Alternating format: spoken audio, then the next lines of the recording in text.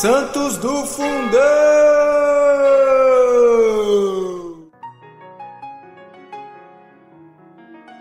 Sejam muito bem-vindos, senhoras e senhores, a mais um episódio do Santos do Fundão. Para essa nossa partilha, eu estou aqui hoje com... Ana Marques. Tati Boni. É isso aí, gente. É uma partilha, uma conversa, um bate-papo entre amigos para a gente poder, né, falar um pouquinho mais sobre uma santa, uma beata, um santo, um beato da nossa igreja, como de costume, né? E para o episódio de hoje, nós vamos falar sobre a beata Hildegard de Burian. Ou algo parecido com isso, tá, gente? É um nome alemão, então como a gente não tá com a fluência alemã ainda, então qualquer coisa vocês jogam assim no Google, Hildegard, com D mudo, né? Burian, com J no lugar do I aí que vocês vão achar. E pra gente começar o nosso bate-papo, a nossa conversa aqui, vamos à biografia de nossa Hildinha, Hildegard. Hildegard nasceu no seio de uma família judia não praticante, e a sua juventude foi dedicada à política. Em 1909, ela foi acometida por uma séria doença nos rins, ficando à beira da morte, mas obteve um milagre. Foi casada com o engenheiro Alexandre Burian, de quem engravidou. Os médicos da ocasião sugeriram um aborto, mas ela recusou-se. Em 1919, decidiu fundar a Sociedade Caritas Sociais, constituída por mulheres dedicadas à assistência de pessoas doentes e portadores de distúrbios mentais. Também fundou abrigo para mães, solteiras, jovens e mulheres sem moradia, além de espaços que realizavam a distribuição de comidas para os pobres. Hildegard foi a primeira mulher a se tornar membro do Conselho Municipal de Viena em 1918, pelo Partido Social Cristão. E no ano seguinte se tornou deputada no Conselho Nacional da Áustria. Ela faleceu em 1933, aos 50 anos de idade. Seu lema era: entregue completamente a Deus e à humanidade. O processo de beatificação começou em 1963 e foi declarada vulnerável em 2007. E em 2011 foi reconhecido um milagre atribuído a ela. Então, essa é a nossa beata de hoje. Ao longo do episódio, nós vamos falar Hildegard, mas vocês sabem que é dela que a gente está falando. É isso aí. E olha só, hein, gente, quem diria, temos uma deputada que chegou ao título de beata, hein? Até na política tem santo, não é possível que a gente não vai ser santo também, né? Isso que eu comentar, a gente vive falando que na política ninguém presta, não é bem assim. É, então. Você vê que assim, a gente traz exemplos, né, de pessoas que alcançaram essas virtudes para chegar, né, as virtudes heróicas para chegar à santidade de todos os tipos de estado de vida, de vocação, do que for. Até político tem. Então, você que está nos ouvindo aí, ó, saiba que a santidade é para você também. E nem faz muito tempo, né? Ela faz o quê? Ela nasceu em 1883. Faz Isso, 139 anos. Isso. É, que ela nasceu, mas que ela morreu e foi político já era nesse já era mais depois, então, século XX, vai. Então já estava perto aqui. Uns 125 anos, mais ou menos. É, por aí, ao menos. Então tá indo bem. E aí, meninas, pra gente começar a nossa conversa aqui, o que chamou a atenção na vida da nossa beata de hoje, Hildegarda? Como que foi aí conhecer um pouquinho mais sobre a vida dela? A Cris sempre começa pela família, a Cris não tá aqui hoje. Aí só porque a Cris não tá, parece que também não tem muita coisa da família. Não é que nós não estudamos, gente. É que, de fato, né, também era uma família que não era católica, né? Assim, eles não praticavam a fé. E aí logo isso também já me chamou a atenção, porque a maioria dos beatos ou santos que a gente fala, né, parte deles, tem a família ali que é católica ou que, né, pratica bastante a fé, que é um incentivo. Ela não tinha e chegou aonde chegou. Então, para nós já fica esse exemplo, já fica esse ensinamento, que, né, independente se os nossos pais praticam, estão ali nos incentivando, nos ajudando ou levando, né, para a igreja, não é porque você não teve essa vivência na infância, ou seus pais não te educaram na fé, que não é possível você alcançar a santidade, né? Pelo contrário. Então já fica aí esse exemplo para nós. E sobre a família dela é isso. Eles não eram praticantes de nenhuma religião, inclusive a mãe até era rígida quando ela perguntava alguma coisa, né? Isso realmente chamou atenção, né? Porque A maioria é bem isso que você falou, né, Tati? O apoio familiar, né, a santidade que você já vê ali no convívio familiar, sempre foi muito presente na história de alguns santos que a gente já falou aqui. E no caso dela é o oposto, né? Total, assim, a mãe meio que desencorajava, né? Vamos dizer assim. Eu vi que quando ela tinha uns 6 anos, mais ou menos, né? Ela olhando ali pela janela, viu umas irmãs de um convento ali do lado da casa dela que estavam rezando e ela foi perguntar pra mãe, né? O que que elas estavam fazendo. Aí a mãe falou, elas estão rezando lá pro Deus delas lá, né? Aí a Hildegard falou, pô, mas quem é esse Deus, né? Aí a mãe falou, não, quando você crescer, você vai ler uns livros sobre ele. Tipo, meu, olha isso, né? Quando você crescer, você lê alguma coisa sobre ele. Pra saber quem é Deus, você lê num livro. E ela não explicou ali, né? E é legal ver E a realmente mãe que. foi dura nessa fala, né, Marcos? Ela foi assim, um pouco Uhum, rígida nessa fala, como que já tirando ela ali do que ela estava vendo. sim. E dando até um spoiler, assim, né? E meio que acabou acontecendo isso, né, Marcos? Porque só depois que ela foi adulta, que ela se transformou em adulta, que ela começou a ver algumas coisas de fato, pelo menos pelo que a gente leu, Uhum, né? E aí, até complementando esse começo aqui de vocês, o quão de fato é diferente quando a gente vê os santos ou os beatos que já vimos até hoje, que nasceram de um berço cristão, para uma pessoa como a Edelgarda que não, né? A diferença, a Edelgarda só foi ver isso lá adulta, né? Como muitos de nós também, né? Hoje em dia a gente vê que o berço familiar é cristão, mas não é aquele praticante de rezar o terço todo dia, de ir à missa e tudo mais. Então a gente muitas vezes nós somos convertidos quando somos adolescentes e até adultos, né? E outra coisa que me chamou a atenção também desses pontos que vocês estavam comentando foi que, ainda que ela estivesse num berço de uma família não praticante, né, judeus não praticantes, o quanto ainda assim na infância, né, que a gente encontra, o quanto ainda sendo pequenininha, você ter contato com absolutamente nada, o quanto isso ainda já impactou a ela.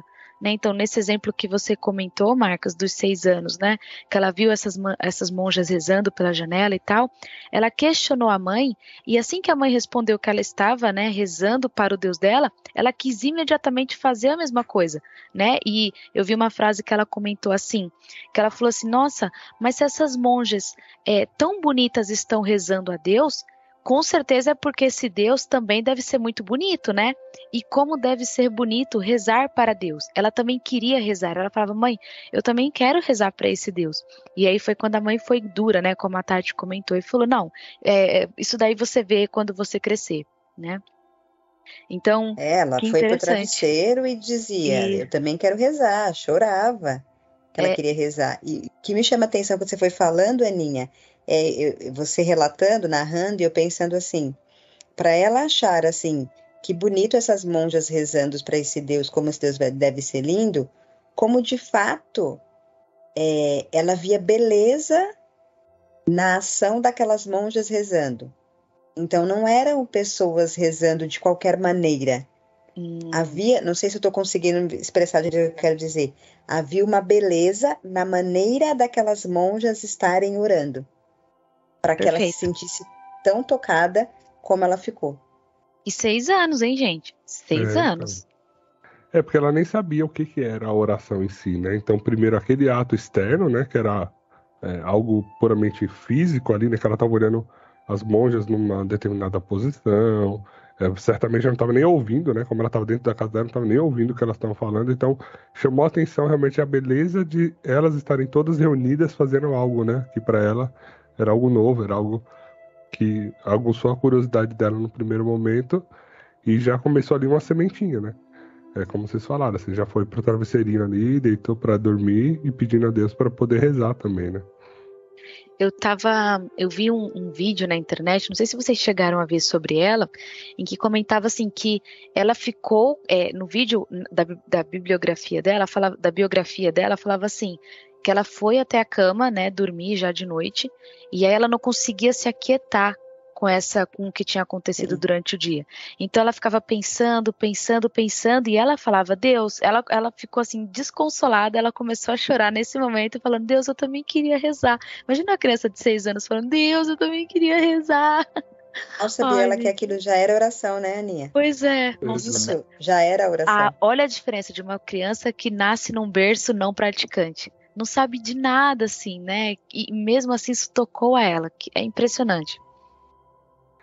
E aí é legal que ela foi, né, não sendo tão incentivada assim, então ela a mãe dela, os pais, né, não colocaram ela para fazer, né, uma catequese, crisma, sei lá, todo esse começo de vida cristã, católica, né, que nós conhecemos, ela não teve, né, mas ela era sempre muito dedicada aos estudos, ela sempre foi muito determinada, né, então ela estudava bastante, né, então uma das marcas também que ela foi muito conhecida foi esse talento, né, para aprender e para conseguir ir captando essa sabedoria, né, dos conhecimentos gerais, digamos assim, né. Tanto que depois ela foi crescendo, ela enquanto jovem nunca era tão vaidosa assim, né, ela, claro, se cuidava, tinha ali, mas não era aquela extrema preocupação, né, com as vaidades, as roupas, maquiagem, essas coisas, não, ela se cuidava, normal, tal, e o foco dela era os estudos, né, vocês viram essa parte também? Eu vi, ela era muito. Eu vi também que ela era muito preocupada com a formação da personalidade dela. E isso me marcou muito, né? Ela não estava só se preocupando em estudo, no que ela queria ser como quando crescer, né? Que é o que a gente escuta muitas vezes. Mas ela estava preocupada em formar a personalidade dela, né? Então, quem ela queria ser, né? De dentro para fora, digamos assim. Isso me chamou bastante atenção também. E até puxando o gancho, Marcos, naquela época, mais interessante ainda, né? Como ela tinha uma personalidade autêntica. Porque naquela época não era comum que as mulheres frequentassem a universidade, né? E ainda assim, ela se inscreveu, né, na Universidade de Zurique, se eu não me engano, em filosofia, e ela chegou até o doutorado. Então, não só entrou, como ela chegou ao doutorado, né? Exatamente. Muito interessante. Já mostrava a força que ela tinha naquela época, né? E assim, autenticidade, vou entrar. Entrou, foi até o final. Gostei dessa mulher, hein? Qual é o temperamento dessa mulher, hein, gente? Não sei, acho que é meio colérico. Será? Eu acho que é meio colérico. Sei não. É mais pra. Eu acho que... Será? Não sei. Não tinha muitos detalhes. Determinada, né? O temperamento dela é o de Santa Teresa, determinada determinação. Vai e faz, né? E ela nessa universidade também, ela já começou a demonstrar uma outra característica que ela tinha, que era o olhar e essa sensibilidade, né, de ver aonde estavam precisando de alguma coisa, né, porque quando ela começou ali interagindo no ambiente universitário, conhecendo as pessoas e tudo mais, ela viu que muitos colegas dela ali tinham dificuldade para pagar a faculdade, né, a mensalidade.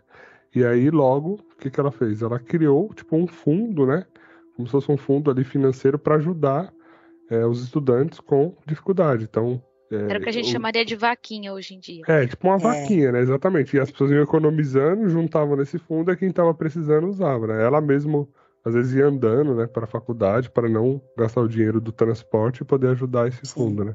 Então, já com esse olhar também do social, né? De apoiar as pessoas, da caridade, né? E foi na universidade que ela acabou conhecendo um pouco mais da doutrina cristã, né? Que é onde foi que ela se interessou, né? Alguns professores contribuíram para que ela conhecesse essa verdade que a gente fala que é Jesus Cristo, né? Como o sentido último da vida, né? Mas ela não se deixava influenciar muito, não. Por isso que eu falo que ela é personalidade forte, né? Ela conheceu, alguns professores contribuíram para isso, mas ela não se deixava influenciar, né? E muitas vezes ela repetia sozinha lá: Deus, se tu existe, manifesta-se a mim. Né? Isso que você comentou. E mais uma vez a gente retoma o que marca. As coisas que ela falava, sem nem saber o que era, mas a profundidade, a verdade dessas orações que ela não sabia que era oração, né? Olha que beleza essa frase simples, mas Deus, se tu existe, manifesta-se a mim. Então ela queria conhecer esse Deus, ela queria sentir esse Deus. Exatamente o que você comentou, Tati. Assim, o que me chama, o que ficou na minha cabeça foi assim, desde que ela nasceu, ela nunca teve contato nenhum. Eu não sei se a única vez que ela teve contato foi vendo as monjas rezando ali. Mas em algum momento, gente, durante todo esse período, até a juventude dela, que é quando ela começou a ter esse desejo ardente, né, de encontrar o verdadeiro sentido da vida. Então, para que eu estou aqui? Qual é o meu objetivo de vida? Para que eu existo, né? Essa sementinha parece que ficou plantada ali no coração dela, né? Porque o tempo inteiro, de fato, ela queria saber isso, ela não esquecia de Deus, ela falava, quem foi aquele Deus que a minha mãe falou? Com certeza ela deve ter ido buscar em livros, né? Estudiosa como ela foi, e acredito que até pelo curso de filosofia que ela teve, ela deve ter conhecido muita coisa, né? Do cristianismo e tudo. E ela não esqueceu isso, né? Ela ainda falava, Deus, cara, se tu existes, manifesta-te a mim, né? Me prova que você existe, porque pelos livros ela tinha teoria, mas ela ainda não tinha a graça da fé, né? E o quanto isso é importante, a graça da fé é dada se a gente quer. E é Deus que dá, você já não nasce com a graça da fé, né? Isso é dado a você, você precisa ter o desejo, você precisa querer ter, né? É uma das graças que Deus dá a nós, uma delas é a fé. Acreditar já é ação de Deus em nós, né? A gente já está recebendo uma graça ali, né?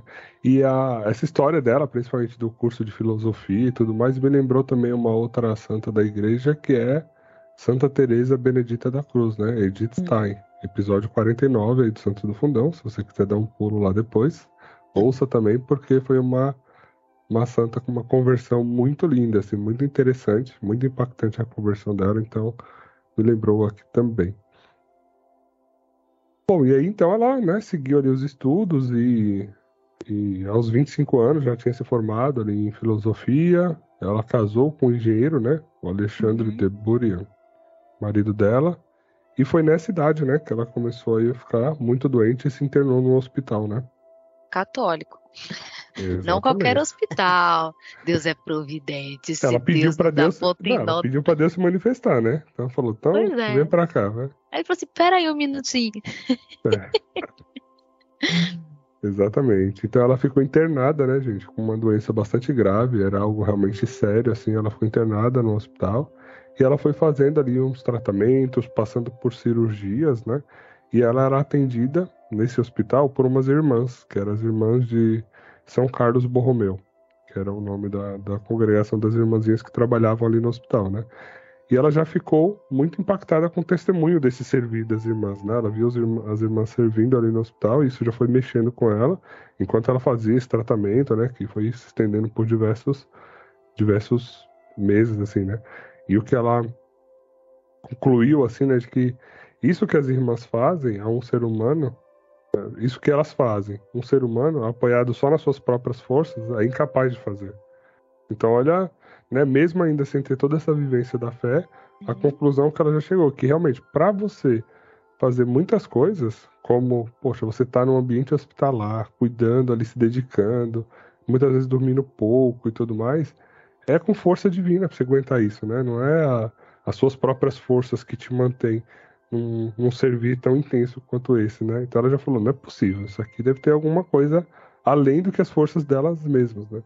Imagina até que essas irmãs, Marcos, devessem rezar por elas. Então eu consigo até imaginar as irmãs ali rezando por ela nos momentos de sofrimento, porque essa mulher sofreu, né? A quantidade de cirurgias que ela fez foi algo realmente muito grave, como você comentou. Gente, e o corte não cicatrizava, né, Aninha? Os cortes das cirurgias não cicatrizavam. E, gente, eu fiquei imaginando, porque no meu primeiro parto, que eu tive abertura superficial em um ponto, que eu fiquei, assim, dias sem conseguir andar.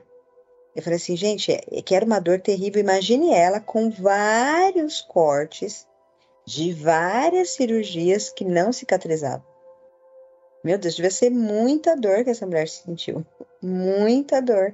E a importância dessas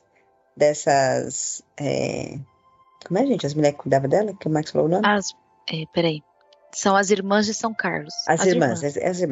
Das irmãs que estavam cuidando dela, a importância dela ver esse cuidado, né? E ainda nesse momento ela não tinha experimentado, né? O amor de Deus, digamos assim, né?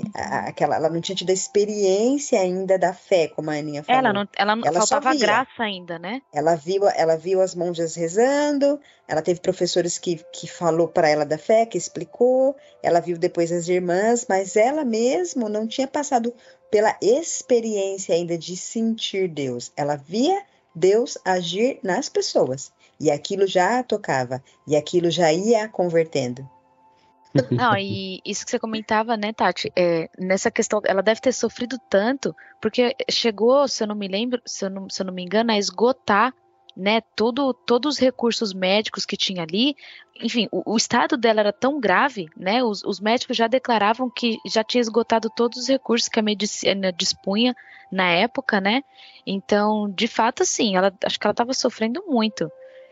E no sábado santo eles chamaram o esposo e falaram que ela tinha horas Um domingo de de. vida. Foi no sábado, né? No sábado No chamaram quando e eles falaram, ó, lavaram as mãos, falaram assim, acabou, né? Já não tem mais nada o que fazer, as só esperar. horas, não eram dias nem meses, as horas de Idelgard estão contadas. Falou pro esposo dela no sábado, né? Mas aí, esse Deus poderoso, esse Deus de milagre, esse Deus que, né, pela força da oração tudo pode ser mudado. Como a Aninha falou, com certeza essas irmãs oravam por ela. Ela teve um milagre, né? Que ela acordou bem. Num domingo de Páscoa. Milagrosamente mesmo, ela acordou bem. No sábado eles falam, ela tem horas de vida e no domingo ela acorda bem, com a Curada. graça divina, milagre, né? Com os cortes cicatrizados, gente. Ai, meu Deus, que alívio. Foi aí que ela compreendeu, né? Que acabou, acho que caiu a ficha, que ela compreendeu que se tratava ali de um milagre, através do qual Deus quis se revelar a ela, né? De uma forma muito visível, não tinha como ter dúvidas nesse caso, né? E foi nesse momento que ela experimentou o amor gratuito e misericórdia de Deus, né? Ela ficou meio que, pelo que eu vi, né, impressionada com essa manifestação.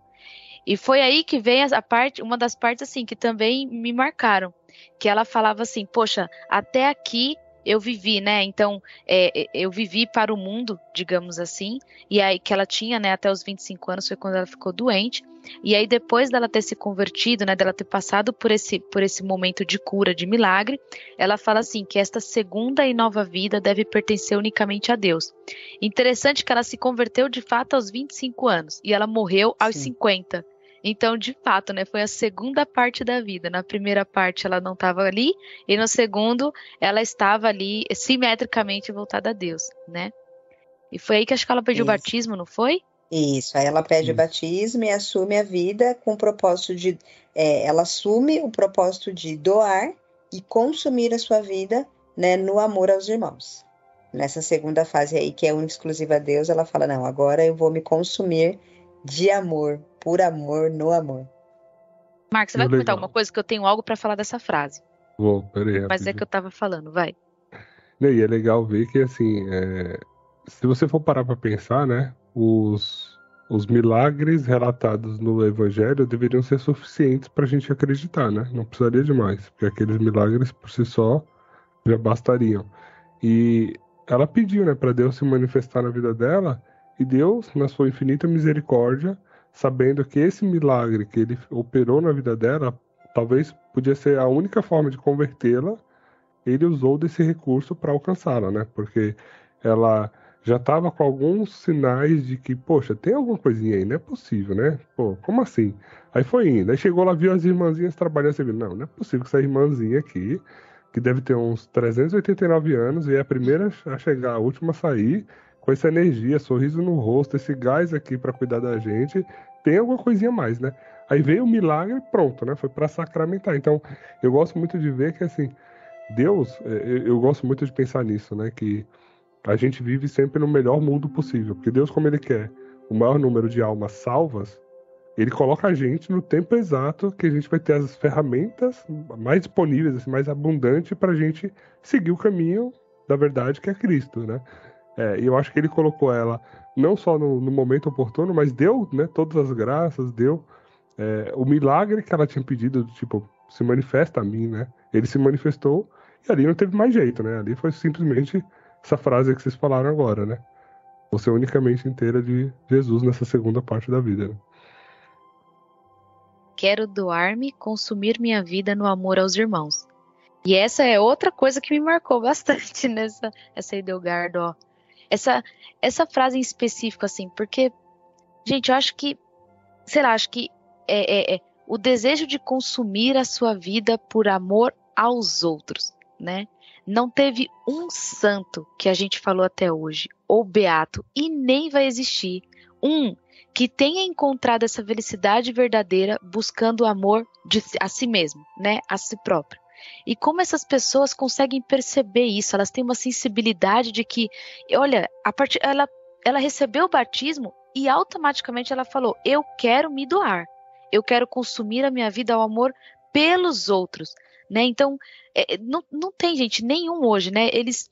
É como se eles não buscam, eles perceberam que de fato a felicidade, ela é uma porta que se abre para fora, né? Ela se abre de dentro de nós para fora, quando a gente quer se consumir verdadeiramente pelo outro, pelo nosso marido, pelo nosso filho, pelo outro. A gente é como se fosse, nós somos, né, como se fôssemos aquela vela, que ela vai queimando devagarzinho, se consumindo para aquecer os outros, né? É o amor mesmo do próprio Jesus, né? Do próprio, que é aquele amor do lenho da cruz, né? Que nos fará verdadeiramente felizes. Não o amor próprio, lógico, eu não estou falando do amor próprio aqui, o amor próprio bom, mas é aquele amor próprio desordenado. Aquele que é tudo para mim, tudo por mim, tudo sobre mim. Porque, eu tô cansada, eu tô com sono, hoje eu já lavei louça, agora é a sua vez. Não, mas é aquele consumir o amor aos outros, né?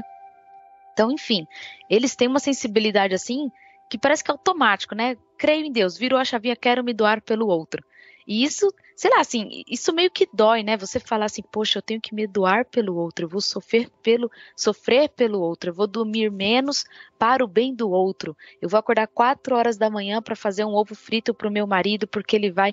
Dói, né? O fato de você falar assim, olha, eu vou me doar eu vou me consumir pelo outro, é algo que dói, né? Aqui no nosso amor próprio, digamos assim, né? Eu queria dormir um pouquinho mais, tal. Mas eles não só fazem isso, como eles vão, né? Sei lá, gente, é algo sobrenatural, sei lá. E assim, você falou da sensibilidade que os santos têm, né? E que graça divina é isso, mas se nós não temos essa sensibilidade, pelo menos deveríamos fazer por obediência. Porque, por exemplo, eu estava dando a aula para as crianças esses dias falando estamos estudando os mandamentos, né? E eu fui ler o Catecismo Ilustrado e a parte que fala do crisma, né? Só pegando o gancho da Aninha, vamos ver se eu consigo amarrar aqui para ver se faz sentido. Esse doar, né? Sobre o doar. A Igreja Católica é tão linda, tão perfeita, tão magnífica, tão esplêndida, que assim, a gente tem o batismo lá, que geralmente a gente tem o batismo, o bebê, o pai leva, a mãe leva, a gente não sabe de nada, eles aceitam por nós, né? Beleza. Aí vem a primeira comunhão, que nós deveríamos fazer com 7 anos, enfim, hoje faz com 10, 11 ou 12, né? Aí com 15 anos vem o crisma, que também é chamado o sacramento que é da confirmação. E lá no catecismo diz o quê? Diz assim, que o crisma, a partir do momento que você é crismado, que você vai confirmar que você acredita naquela igreja, que você acredita naquela fé, que você quer professar aquela fé, é a hora de você começar a servir. É a hora de você começar a trabalhar na igreja. É a hora de você assumir um ministério, assumir alguma coisa dentro da igreja, a partir do momento que você faz o crisma. Tá lá falando, né? Eu falei, cara, que extraordinário isso. Então você vê como tudo tem sentido, tudo se encaixa, tudo é lindo e perfeito. Porque se você com 15 anos, você começa a servir dentro da sua paróquia, né? Busca ali um ministério, como fala, gente? Pastoral. Uma pastoral. Uma pastoral para você servir. Quando você entender a sua vocação, que uns descobrem muito, né, desde pequenos, de criança, enfim, outros demoram um pouco mais, você vai estar pronto para servir melhor dentro do teu chamado e da tua vocação, seja ela o matrimônio, seja ela o celibato, seja ela a vida religiosa. Então, tem totalmente sentido isso que você falou, Aninha, do servir, do doar-se, do estar para o outro. E a igreja, ela te dá isso, ela te proporciona isso. Se você não é igual a Hildegard, né, que já sentiu o chamado, já tinha aquilo, era sensível, a igreja te disponibiliza isso através dos sacramentos. E ele vem numa ordem, até eu diria, cronológica, né? Para fazer sentido para a tua vida e para você conseguir decidir as coisas e fazer as coisas na hora e no momento exato. Então, é muita perfeição. Nós que somos muito burros e muito cabeça dura, que não entendemos isso, né? E até depois eu refletindo assim, como eu era imatura quando eu fiz o crisma, Tatiane, eu não tinha noção quando eu fiz o crisma, o que era o sacramento do crisma.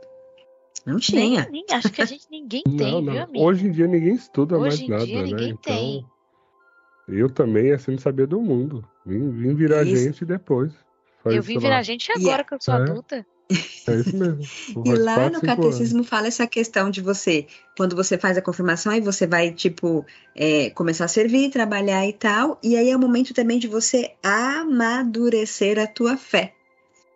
Você vai, né, buscar ter uma vida de oração mais profunda, porque, gente, você recebeu ali o Espírito Santo. Gente, eu fiquei fascinada estudando sobre o sacramento do Crisma e depois debatendo ali com as crianças, falando que encanto que é, que lindo que é a nossa igreja, que linda que é a nossa igreja, e como nós perdemos tempo, né, sem nos aprofundarmos no que ela nos oferece. Acho que faz todo sentido, até porque, se a gente parar pra pensar, Tati, toda essa obediência, sabe o que eu acho mais bonito? É que quando a gente vai estudar e ver toda a doutrina ali da igreja, né, que a igreja foi resumindo no seu catecismo, nas suas encíclicas, nos seus papas, nos diversos documentos, ela só está aprofundando aquilo que Jesus revelou lá atrás para os apóstolos, né? Porque, inclusive, é o que a igreja acredita, né? Que a revelação pública, ela morreu, né? Ela acabou, a revelação pública acabou com a morte de São João, foi o último apóstolo que morreu. Depois dali, tudo que vier para frente é revelação privada. E aí, revelação privada, você pode ou não acreditar, enfim. Mas a revelação pública, que foi de Jesus, todo mundo tem que acreditar. Então, o que Jesus fez lá atrás para ensinar pra gente? Ele serviu, né? Ele foi lavar os pés dos discípulos. Ele falou, é só servindo, né? Saindo de você que você alcança, né? Níveis mais altos talvez ali de caridade mesmo, né? Que é uma das 3 virtudes teologais. Então, é muito bonito ver isso, né? Que tá tudo muito bem amarrado, né? A Não tem uma própria ponta cruz, solta. né? Gente, a própria cruz, a pessoa ela se doou foi inteiro. Foi a própria vida, né, pelo outro. E a gente aqui, nós não estamos aqui. É lógico que hoje no nosso mundo atual, você não precisa subir numa cruz, né, para você se doar ao outro. Né? Jesus já fez isso por nós, mas é você lutar, né? Você doar pela sua família a própria Ildinha aqui, como o Marx comentou, ela não era uma religiosa, era uma mulher que tinha um marido, ela trabalhava, ela estudava e ela se doava por inteiro nesse sentido, né? Ela não ia automaticamente trabalhar e voltava. Ela trabalhava para servir a sociedade, para fazer o bem de uma forma comunitária a todos, como nós fazemos, né? Eu não trabalho para uma empresa, eu trabalho para a sociedade. O meu trabalho aqui está servindo de alguma forma à sociedade. Eu preciso me conscientizar disso. E é aí que entra, por exemplo, a virtude da laboriosidade, né? Você fazer aquilo que você precisa fazer, chegar pontualmente ao trabalho, estar no trabalho e fazer o que deve ser feito, não, por exemplo, hoje home office, né?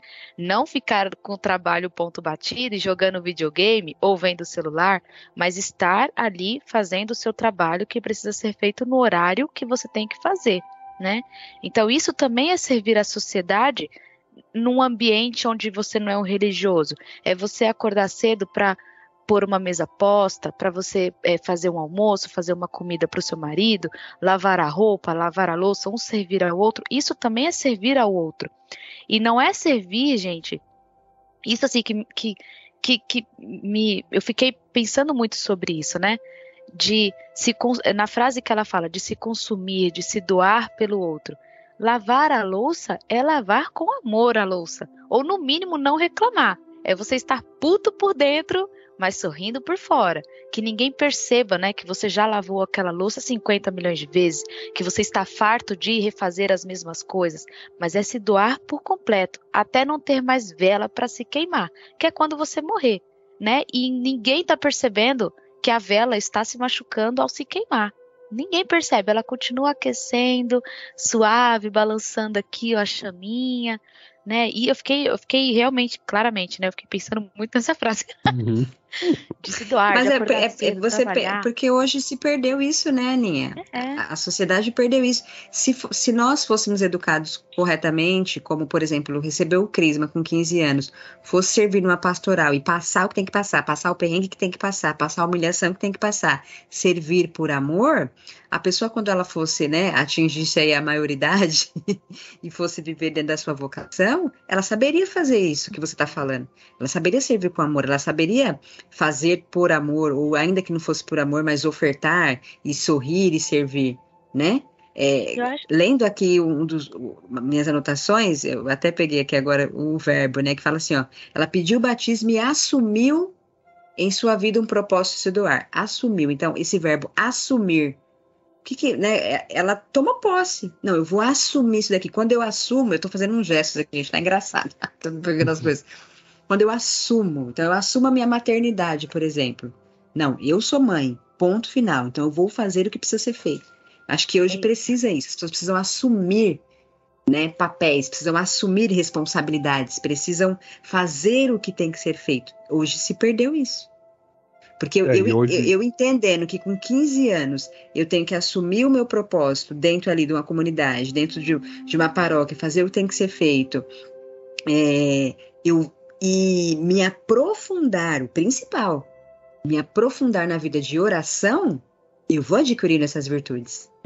E vou me tornando uma pessoa mais virtuosa. E o caminho não tem outro a não ser a santidade. Exatamente. E hoje também, para complementar esse grande parênteses que a gente abriu, a gente já volta para a vida de Ildinha, porque tá bacana o papo. Mas um ponto que eu vejo também complementando é que cada vez mais, hoje em dia o mundo, né, com todas as suas facilidades, tecnologias e tal, cada vez mais prega o quê? Corra da dor e fuja sempre pro prazer, né? Tem que ser sempre cômodo, fofinho, não sei o quê. Você fica lá, sentadinho no sofá, só no Netflix, de boa. Não tem problema nada disso, tá, gente? Pelo amor de Deus, ninguém tá falando que você não pode descansar nem nada. Mas é que a gente tá tão acostumado a ter tudo na mão, tudo rápido, a 2 cliques, chega, tal, não sei o quê, que esse se doar, né? Esse sair de você, ele custa, né? Ele é um trabalho, assim, a perna fica com 2 toneladas. Então, pra você dar um passo desse, é pesado, é difícil mesmo. E a gente não tá acostumado, né? Então, como o mundo tá sempre pregando pra gente ter sempre, né, o melhor conforto, o maior prazer e tal, essas coisas que mexem um pouquinho com a gente, né, com esse nosso conforto, tira a gente dessa zona tranquila, a gente não quer fazer, né? Então, incomoda, né? Então, a gente tem que aproveitar essa capacidade que a gente tem de contrariar nós mesmos e o nosso corpo, né? Porque assim, se a gente ficar, gente, só assim, se você fica só atrás do prazer, fugindo da dor, atrás do prazer, fugindo da dor, isso aí é um bicho, gente. Quem vive assim é bicho. Sabe, Aninha, o Joey, quando você coloca a ração dele, ele tá com fome. Você já viu ele latir falando que vai fazer jejum? Não faz, né? Não. Se ele tá com bicho, é assim, gente. Se ele tá com fome, ele come, porque ele não consegue contrariar a vontade dele. A vontade dele é essa. A gente não, por amor a gente fala assim, ó, não vou fazer tal coisa. Ou vou fazer aquela outra coisa, mesmo não querendo. Então isso tudo é algo que realmente custa. E a gente tem que lutar, porque o mundo cada vez mais, né, conforme os tempos foram passando, a tecnologia chegando e muita modernidade, a gente foi se acostumando, né? Então assim, sim, é lícito, é justo, depois de um bom dia de trabalho, você tomar um belo banho, assistir sua série, que seja o que for, beleza. Mas depois de um belo dia de trabalho, né? Ou seja, já sua camisa o dia todo, aí você chega para descansar à noite, né? Um dia produtivo de trabalho. Não vamos passar o dia de boa, coçando, não, vamos sair de dentro da gente, né? E vamos além, né, Marx? Porque numa questão, por exemplo, você trabalha o dia inteiro, chegou no final do dia, você tem mais alguma coisa para fazer? A sua família precisa de você? Beleza, então agora eu posso descansar, né? Porque a gente sabe, por exemplo, numa vida familiar, né, que tem um marido, um cônjuge, um filho, 2, 3, 4 filhos, a gente sabe que a gente não termina muitas vezes no trabalho, né? Das 6, 7 horas da tarde. Isso se a gente não trabalha até mais tarde, né? Muitas vezes, ainda tem algo na família, ainda tem que levar um lixo ali, ainda tem que dar um suporte aqui, tem que bater um papo com a esposa, porque às vezes ela tá mal, né? Então, é isso. Quando você vê que tá tudo bem, aí sim, você deita e você se acalma, né? E você fala, agora eu vou descansar. Ou não, ou vai ler livro também, vai rezar, vai fazer outras coisas. Aí é só diversão, né? Você que escolhe, é o hobby. Muito bem, fechamos parênteses. Vamos voltar pra Lindinha. A gente estava ali quando ela tinha 25 anos, né? Tava doente, se converteu, milagre aconteceu, virou outra pessoa, nova vida. E aí, quando ela saiu do hospital, o que aconteceu na vida dela? Ela mudou-se para a Áustria, né, em 1909, E aí, um lugar que respira cultura e religiosidade, né? Eu pensei assim, Mudou foi mesmo feito de para vida. ela. Mudou de vida. Foi feito para ela, né? E ela logo se envolveu no meio religioso ali. E aí ela engravidou, né? E aí nessa gravidez, tananana, os médicos aconselharam que ela interrompesse, né? Por conta do devido número de cirurgias que ela tinha feito, né? Ela tava Eles bem falaram, não, debilitada, né? Eles falavam interrompe que aí ela que é o não melhor tinha, que você né? tem a fazer. Eles falavam que o corpo dela não tinha condições, gente, de levar adiante uma gravidez. Foi isso que os médicos falaram. E eles aconselharam que ela abortasse, porque ela corria, acho que risco, né, de vida, inclusive, né, de morrer. Uhum, Sim. exatamente. E ela decididamente fez o quê? Nananina não, seus babacas. E aí a frase que ela disse, né? Nada pode me convencer a permitir isto. Mesmo que eu tenha que morrer, então seja feita a vontade de Deus. Mas a criança deve viver. Pá, pá, pá. Meu Plaft, Deus, plaft. né, gente? Aí é fé de verdade, né? Aí E é hoje em dia a fé gente tem no falado mais o alto quê? grau, né? E hoje em dia, né, gente? A gente vê que tantas e tantas mães nem ao menos correm o risco de vida e já querem abortar, né? Quantas notícias nós temos lido ultimamente, né? A favor do aborto, a legalização do aborto, a meu corpo, minhas regras, eu tenho o direito de querer ou não, né? E aqui a gente vê, né? Assim como viu outras santas e beatas também, que mesmo diante da possível morte, não abortaram uma vida. Então aí é como eu falei, né? A fé sendo provada no fogo, né? Isso No aí. mais alto grau. E aí o que aconteceu, né? Era para ser feita a vontade de Deus. Qual foi a vontade de Deus? Que a Que as Isabel duas nascesse, viveriam. né? A As Isabel duas viveu. nasceu. As duas viveram de boa, tranquila. Teve uma E linda ela, menininha, né? ela inclusive chamou a filhinha de Isabel, em honra a Santa Isabel, né, que é a santa da caridade. E essa mulher nem é um pouco caridosa, né? Antes mesmo de se Então. converter já era. Exatamente, né? Então já conectou até com, sabe, com esse carisma dela, né? De É. caridade, assim. Muito bom. Muito bom. Ô, gente, E mas aí, ela estava vivendo na época de guerra, não estava? então, aí Sim. foi bem logo na sequência ali, né? Depois que a filha dela nasceu, um pouquinho depois que começou a Primeira Guerra Mundial, né? 1914.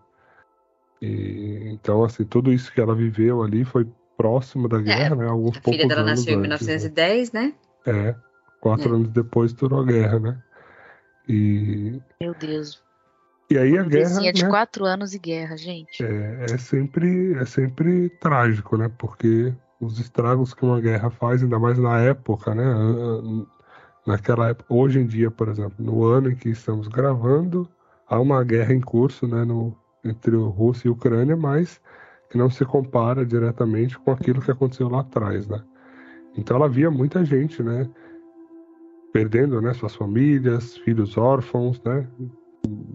Esposas perdendo seu marido, sem condições de poder de repente sustentar a família. E ali esse carisma da caridade já começou a estar mais aflorado ainda. Ela vendo tudo aquilo, né, onde era preciso esse tipo de atuação, rapidamente ela começou a organizar as coisas ali para socorrer os órfãos, as viúvas, né, as mulheres operárias que tinham que trabalhar, mães com numerosos filhos para sustentar. Então ela já foi articulando ali o pouco que ela tinha e conseguia para ir ajudando o pessoal, né? E organizando as coisas e ajudando o pessoal. E ela tem um poder, parece, de organização, né? Porque parece que ela vai falando assim, ó, junta aqui, junta colar, tal. Não é ela que... Ela pode até colocar a mão na massa, mas a sensação que eu fiquei é que ela organizava, né? Ela fazia acontecer, ela juntava a galera, pessoal, vamos fazer isso aqui, vamos fazer aqui, né?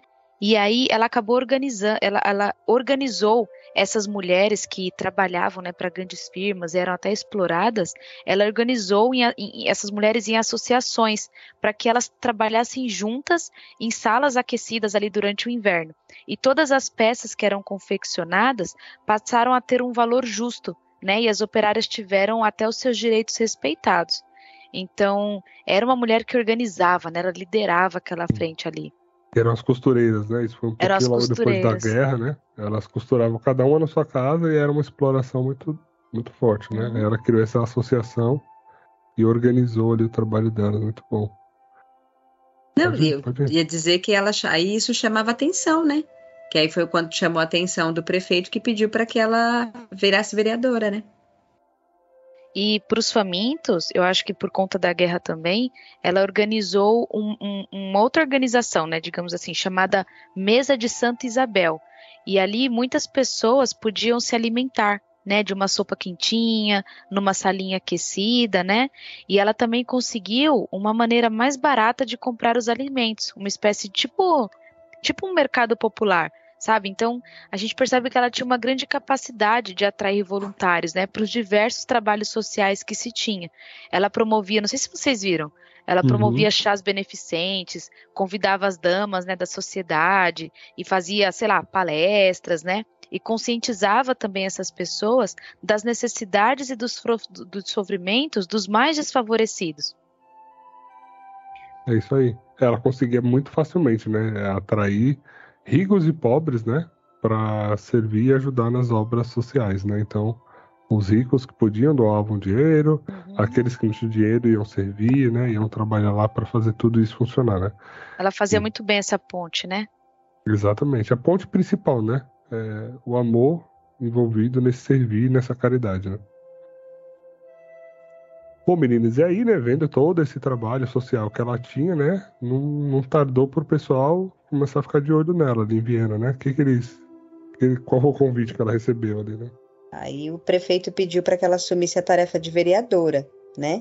Que o objetivo era ajudar ainda mais os mais necessitados. E ela, como vereadora, foi espetacular, brilhante. A mulher totalmente conduzida pelo Espírito Santo, com essa garra, com essa força, com essa coragem, com essa organização, aí que a Aninha falou, foi aí demais mesmo, tá?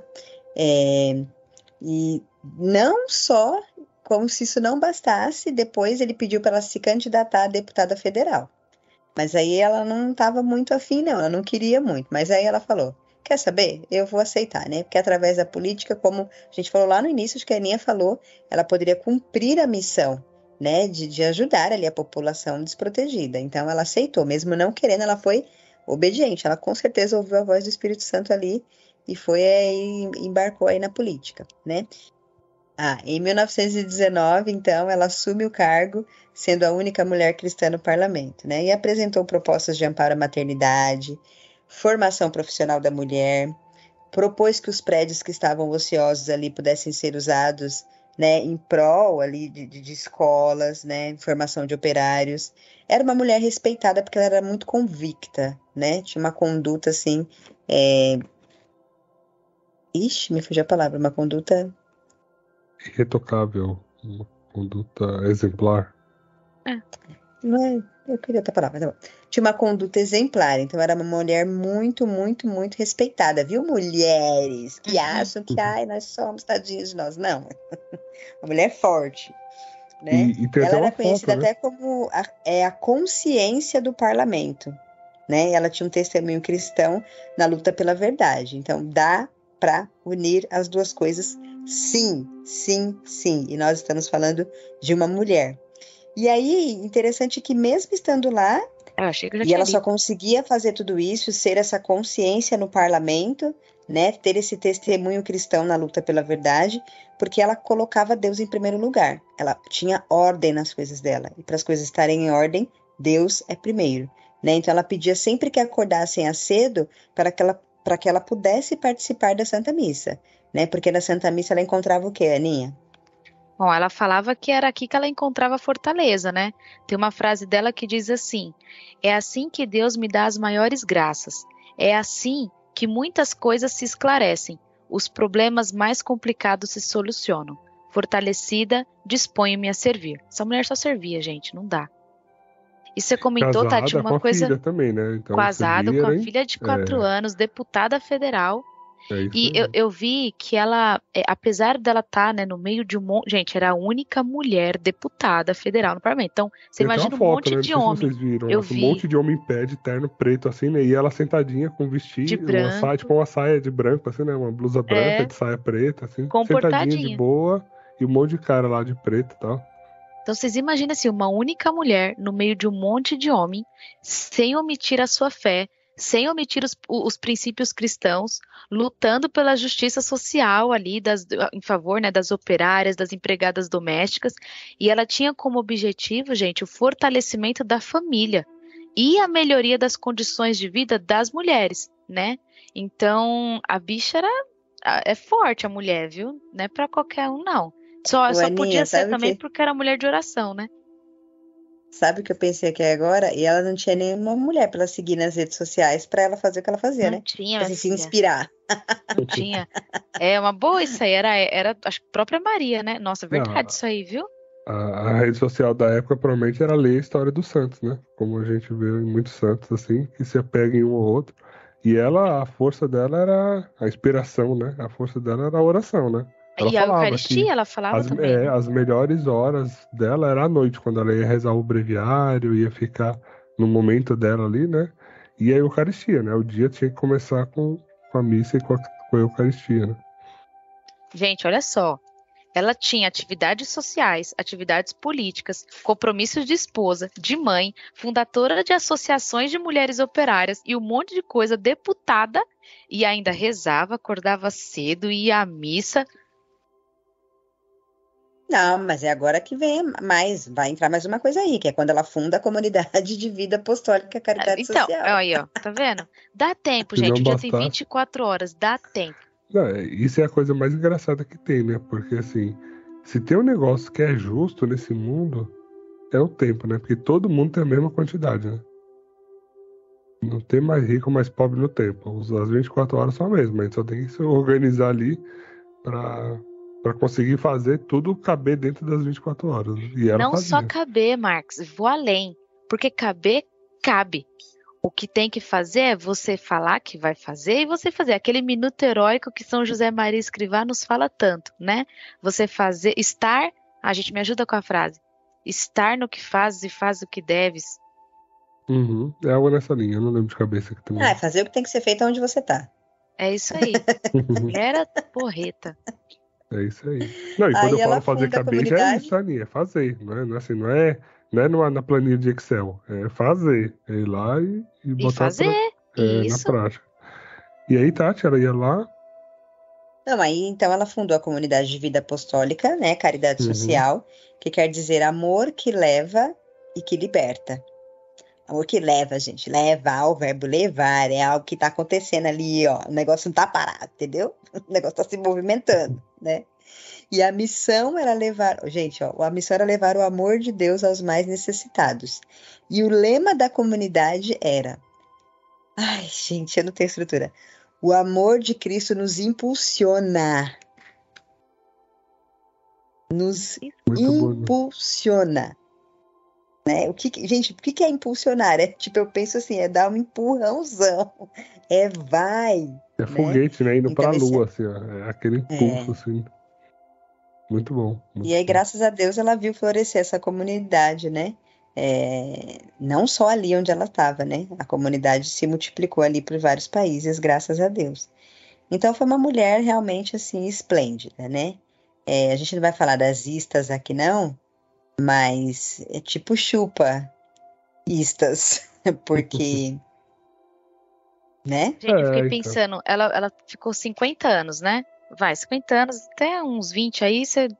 Cara, assim, sei lá, ela fez muito mais do que eu, assim, entende, assim, a comparação? A quantidade de anos que ela viveu versus a quantidade de coisas que ela fez, comparada a mim, nossa senhora, gente, ela saiu fundando um monte de coisa. Fundou, sabe o trabalho que é fundar algo?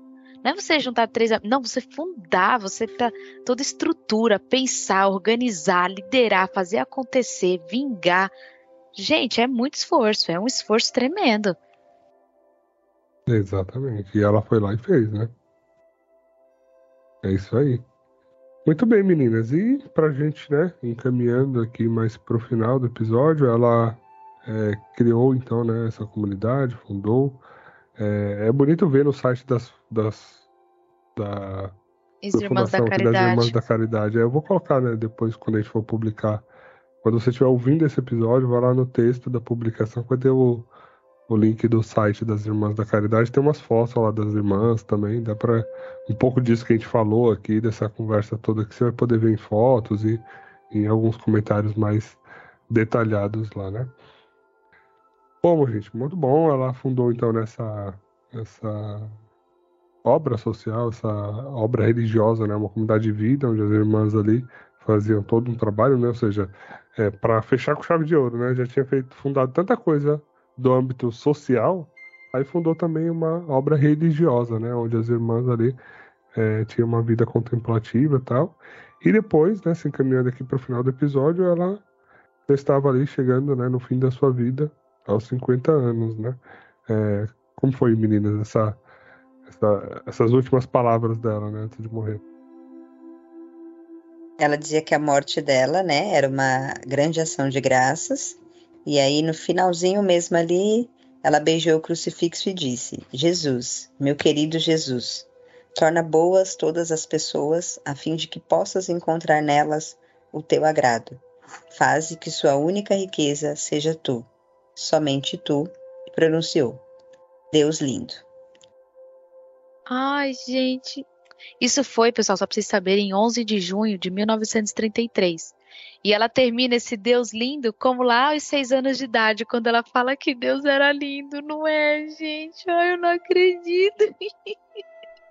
Eu acho que eu vou chorar. E o desejo dela, gente, Jesus, torna boa as pessoas. Amiga, torna boa, porque as pessoas sendo boas, elas vão agradar a Deus. Não dá, quando eu vou li essa acordar frase, o Miguel aqui querendo gritar.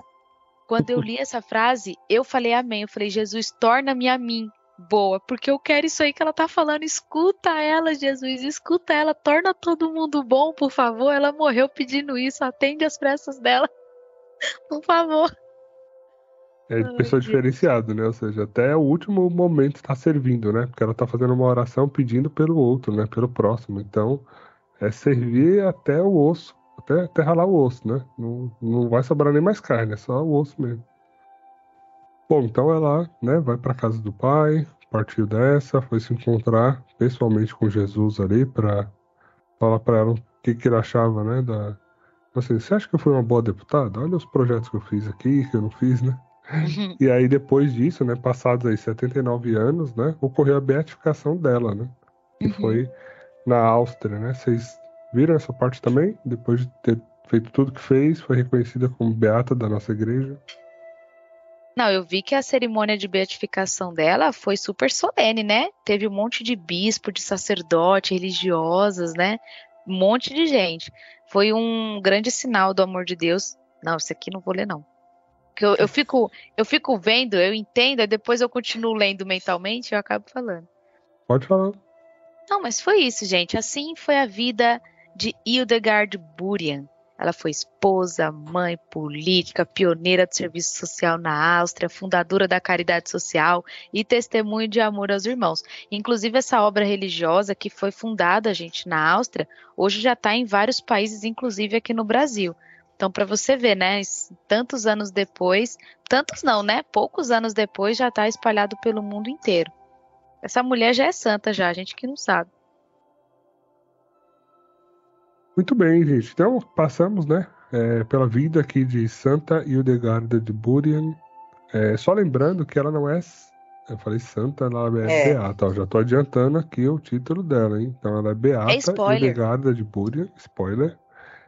E vale lembrar que ela não é a Santa Hildegarda que é doutora da igreja, tá? É outra Hildegarda. Então, a gente tem episódio agora das duas, né? Dessa que é beata e da outra que é santa. Então, corre lá também para ouvir o episódio de Santa Hildegarda, doutora da igreja. Então a gente espera, gente, que vocês, né, tenham aprendido um pouquinho mais aí sobre a vida de Santa Hildegarda, se sintam à vontade aí para pesquisar um pouco mais, pedir a intercessão dela. Quem sabe esse milagre que vai torná-la santa não vai ser na sua vida, né? Então, peça intercessão. Eu gosto sempre de pensar, né, terminar aqui com uma reflexão minha, algo extremamente profundo, assim. Não sei se vocês já me viram ou ouviram falar isso, né? Que eu gosto muito de pensar que, imagina assim, os santos lá no céu, né? A fila que é para pedir intercessão para eles, né? Então tem aqueles santos como, tipo, Santo Antônio, Padre Pio, Santo Expedito. Meu, a fila dá quilômetros, assim, ó. Quarteirões e quarteirões. Então, os santos que não são tão conhecidos ainda, a fila deles está pequena, então você vai ser atendido mais rápido. Então, vai na fila da Beata Hildegarda, que vai ser mais de boa, entendeu? Então, assim, não quero menosprezar, né, os outros santos. Pô, eles já têm uma audiência gigantesca, entendeu? A live deles bate 600 mil online, entendeu? Beata Hildegarda ainda tá ali, ó. Então, vai nela ali que você tem o seu pedido, sua graça atendida mais rápido, né? Ou não, né? A gente brinca assim, mas tudo no tempo de Deus, né? Então, quando Deus achar que deve, ele manda. Amém? Amém. E a gente aqui vai se encaminhando para o final desse episódio e neste momento eu quero perguntar para vocês, né? O que vocês aprenderam com Santa Hildegarda de Burian? Bom, eu fiquei pensando todo o tempo de estudo o que eu tinha aprendido com ela, mas eu vou. O que eu aprendi mesmo ficou agora na gravação do episódio, que foi quando a Aninha falou sobre a questão que ela era uma mulher que organizava, né? Que a Aninha tem a sensação que ela era essa mulher que organizava. Eu aprendi com ela essa questão de organizar. Organizar o tempo, organizar as coisas, né? Eu acredito que quando a gente organiza, a gente consegue colocar cada coisa no seu devido lugar, né? O que tem que vir primeiro, o que vem depois, e a gente consegue caminhar com mais facilidade para as virtudes. É uma grande virtude, né? A virtude da ordem. E você, Aninha? Difícil, hein? Acho que hoje eu vou ficar com a autenticidade dessa moça. Essa moça que desde os 6 anos já era autêntica, né? Já sabia o que queria ali, mesmo sem ter nenhuma consciência disso. Cresceu, não esqueceu daquele Deus lindo que ela viu lá aos 6 anos de idade rezando. Era uma pessoa que queria rezar desde pequeno. Cresceu, foi para a universidade. Não foi só para a universidade, ela se doutorou, né? Fundou tudo o que precisava fundar.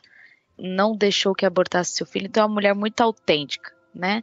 Ela acreditava, ela lia lá, fazia, e muito bem imposto, como a Tati falou, sem precisar ter seguidores, gente que a apoiassem, né? Inclusive dentro de um próprio congresso, ela mesma entrava lá sozinha, como a única mulher, e fazia o que tinha que ser feito. Então, espero ser tão autêntica quanto a ela, um dia. Isso aí. E para mim eu fico também, né, com essa determinação, né, dela. Em ter feito tudo que fez, né? E principalmente, assim, eu vejo muito o cumprir a sua vocação, sabe? Ela tinha uma vocação ali, que era a vocação de mãe e esposa, e ela cumpriu isso muito bem. E além disso, né, ela foi além e serviu para a comunidade, né? Então, eu gosto muito de ter, sabe, de tentar buscar isso que ela conseguiu imprimir na vida dela, que primeiro, né, fazer bem feito o seu chamado, a sua vocação. E, se possível, ir além disso, né? Então, eu como pai, esposo, eu quero realmente poder dar o meu melhor para minha família, para meus filhos, para minha esposa, enfim. Mas que além disso eu consiga também, né, se Deus me der essa graça de algum modo, impactar a vida dos outros também que estão ao meu redor, que estão à minha volta, né? Então, não sei como isso vai se dar, mas que Santa e Beata Hildegarda de Burian interceda por nós. Amém? Amém. Amém. E pra gente encerrar, a vida de santidade é só Pela misericórdia. É que já é noite, não pode Gente, gritar. a gente tá gravando online à noite, então fecha aqui as cenas pós-créditos, subindo aqui as letrinhas e as crianças dormindo, a gente não acordou ninguém. Amém. Amém.